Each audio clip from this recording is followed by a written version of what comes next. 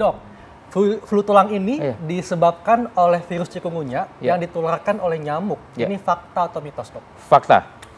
Ya, jadi memang betul sekali ya bahwa sebetulnya flu tulang itu adalah istilah di awam, Dok ya. Istilah di awam ya, flu tulang ya. Jadi flu tulang itu sebenarnya adalah virus cikungunya. Nah, tentunya pemirsa di sini harus tahu ya, bahkan mungkin pingin tahu ya kenapa kok jadi flu tulang ya. Bisa flu tulang. Nah, itu. Karena gini, untuk virus cikungunya ini sendiri ya, dia itu memang penyebabnya itu sama dengan virus penyakit demam berdarah. Ya, jadi nyamuknya ya, nyamuk si pembawa virusnya itu sama. Jadi nyamuk Aedes aegypti atau Aedes albopicus ya. Dari orang digigit nih, satu orang menggigit, nyamuk itu menggigit ke yang lain. Jadi nyamuknya sama. Hanya memang gejalanya itu berbeda. Nah, ada dua gejala yang berbeda ya. Gejala berbedanya adalah bahwa pada cikungunya ini rasa nyeri di otot dan di tulang ini nyerinya luar biasa. Dan itu bisa berkepanjangan, bahkan lama, bahkan sangat lama. Dan itu sangat dirasakan seakan-akan seperti ya orang mau lumpuh seperti itu. Ya, sakit sekali gitu. Dan satu lagi bahwa untuk virus cikungunya ini dari bahasanya ya, bahasa Swahili ya. Awalnya itu artinya adalah membungkuk, melengkung. Nah, kenapa seperti itu? Karena biasanya orang-orang itu saking gini, Dok, nyerinya ya? sampai dia membungkuk. Gitu. Dok, katanya ini penyakit flu tulang atau yang berasal dari cikungunya itu adalah penyakit khas wilayah tropis. Itu fakta atau mitos? Ya, fakta. Ya, itu fakta ya. Jadi memang untuk virus ini memang khasnya di tropis ya. Awal mulanya dulu ada virus cikungunya ini ada di Afrika ya, di Tanzania. Itu sekitar tahun 1950 sekian. Awalnya dari sana, kemudian dia masuk ke Indonesia sekitar tahun 1970 atau 80-an. Di Samarinda pertama kali, Dok ya? Oh iya, Samarinda betul ya. Iya, awalnya tahun 1990, kemudian sempat terjadi wabah di Indonesia. Dan juga sempat terjadi KLB atau kejadian luar biasa sekitar tahun 2000-an. Dok, ini juga penonton ingin tahu, Dok. Kalau pada cikungunya, ini sendi yang diserang sendi yang mana nih? Apakah lutut, pegangan tangan, atau jari-jari? Ya, biasanya memang sendi-sendi tulang panjang ya, daerah kaki, ya, lutut, kemudian di pergelangan jari tangan dan jari kaki, ya, jari tangan, jari kaki, kemudian lutut, itu nyeri sekali. Kemudian punggung juga, ya, tulang belakang, punggung, itu nyerinya luar biasa. Di samping juga ada gejala-gejala yang lainnya. Gejala-gejala lainnya adalah demam, Dok ya? Ya, betul. Ini demamnya sama nggak dengan DBD? Naik turun atau tidak?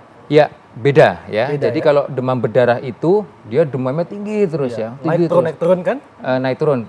Biasanya turun setelah pemberian obat sih kalau yang demam berdarah. Kalau memang polanya agak berbeda. Ya, tidak mirip lah semacam itu. Walaupun sama-sama. Flu tulang itu biasanya tidak berakibat fatal. Ini fakta atau mitos? Tidak berakibat fatal. Ya. Ini saya sebut dengan mitos. Ya. Berarti berakibat fatal, Dok ini. Jadi gini, bisa berakibat fatal jika gitu ya, jika tidak ditangani dengan baik dan benar ya. Maksudnya begini.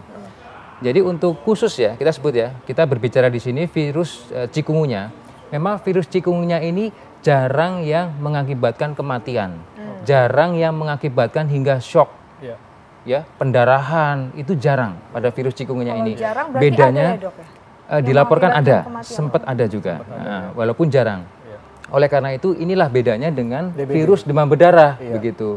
Tapi pemirsa di sini juga tidak boleh mengecil artikan ya, dalam arti kata jika kita tidak serius, penanganannya tidak tepat atau bahkan terlambat juga bisa berakibat fatal, ya, bisa. Oleh karena itu harus serius ketika kita ada masalah, ada demam, mual, muntah, kemudian dia pusing dan lain sebagainya, gejala virus harus dikomunikasikan, dikontrolkan ke dokter barangkali. Tapi katanya Dok, penyembuhan flu tulang itu cukup dengan banyak istirahat saja dan banyak minum. Itu fakta atau mitos? Itu mitos.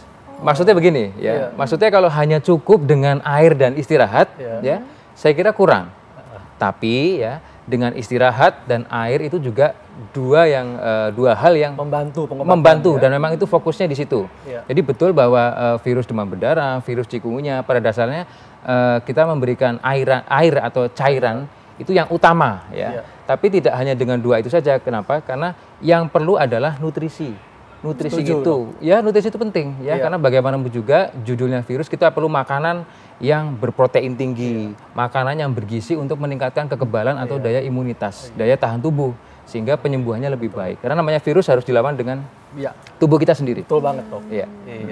Iya, Dok. Ini juga jika terkena flu tulang, rasa nyeri sendi dan tulang bisa dirasakan sampai berbulan-bulan. Nah, ini fakta atau mitos, Dok? Fakta. Iya, ini betul sekali. Jadi memang kok bisa sampai berbulan-bulan? Iya, jadi itu memang karakter dari virus cikungunya ini. Tapi demamnya udah berhenti, Dok, ya? Iya, jadi gini, ceritanya tuh dia ada masa inkubasi. Masa inkubasi maksudnya tuh semenjak dia tergigit sampai dia menimbulkan gejala tuh sekitar 2 sampai 4 hari ya, sekitar 2 sampai 4 hari. Kemudian masa penyakitnya atau timbul gejalanya itu sekitar 3 sampai 10 hari. Nah, setelah itu nyerinya itu bisa berlarut-larut, bisa sampai berminggu, berhari-hari, berminggu, bahkan bisa lebih dari itu, berminggu-minggu. Sakit sekali. Nah, itu banget ya. Oh, sangat. Makanya tetap butuh pengobatan yang betul serius sekali, juga, Dok, ya. Yang serius yang tepat ya dari dokter dan penang medis. Dokter, ada nggak Dok tipsnya nih, Dok, supaya terhindar dari flu tulang ataupun bagi yang sudah mungkin terkena flu tulang ini bisa mempercepatlah proses penyembuhannya? Oke. Untuk pemirsa ya, tips dari saya buat yang belum terkena nih ya, buat yang belum terkena usahakan untuk lingkungan di sekitar kita dulu ya. Lingkungan ya, tempat-tempat yang bisa menjadi tempat si nyamuk itu tumbuh ya.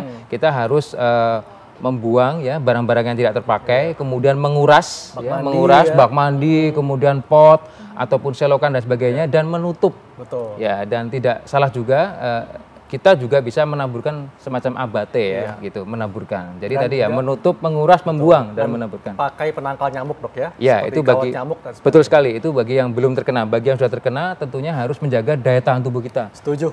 Makan, minum, istirahat, cairan cukup. Oke, baik, Dok, terima kasih. Banyak ya. Jadinya oke, nggak terasa 1 jam. Udah semua ini dan saatnya kita pamit. Ya, jangan lupa untuk terus saksikan Ayo Hidup Sehat setiap Senin sampai Jumat jam 1 sampai jam 2 siang waktu Indonesia bagian Barat hanya di TV One. Dan Anda bisa baca resumenya di laman fifa.co.id. Saya Hekal. Saya Intan Samadina. Indonesia, Ayo Hidup Sehat.